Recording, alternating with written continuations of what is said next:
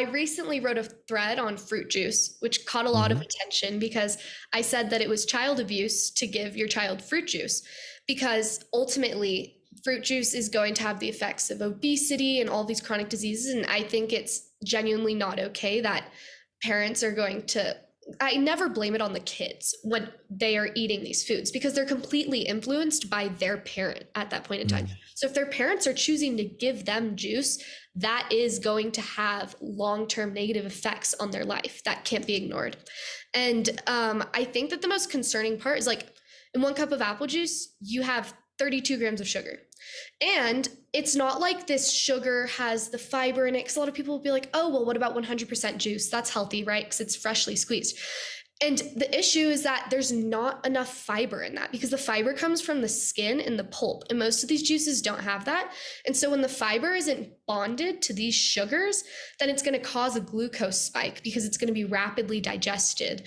And there's so much fructose in these juices. And fructose, I mean, that generates uric acid, which not a lot of people talk about this, but uric acid accumulation is one of the things that can lead to a lot of components of metabolic syndrome, which I don't think many people realize how serious metabolic syndrome is yet, because metabolic syndrome can be connected to all of these other chronic diseases as well. So it's definitely not something What is it?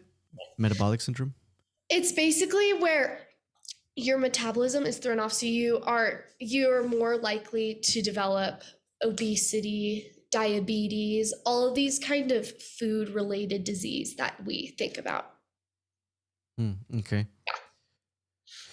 Yeah, the fruit juice thread on Twitter that you made was the one that I found you from, uh that's along with a good. lot of other people, I think, which it was really interesting. What is the issue of having glucose spikes?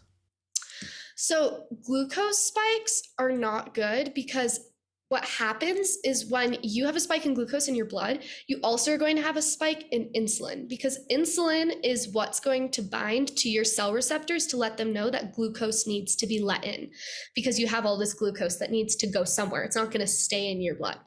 And so when you have a ton of insulin spikes as well, what can happen is your cells can become desensitized to the insulin. So they can stop responding to this insulin. And what's bad about that is when they stop responding to this insulin, then you just have all of this sugar that isn't getting put in cells. And that's when it starts to get stored as fat and you start to have very unbalanced glucose levels, plasma glucose levels in your blood. So it just gets really bad from there on out and you get more risk for type 2 diabetes and all of those kinds of things. Is that what's called insulin resistance? Yes. Interesting. Interesting.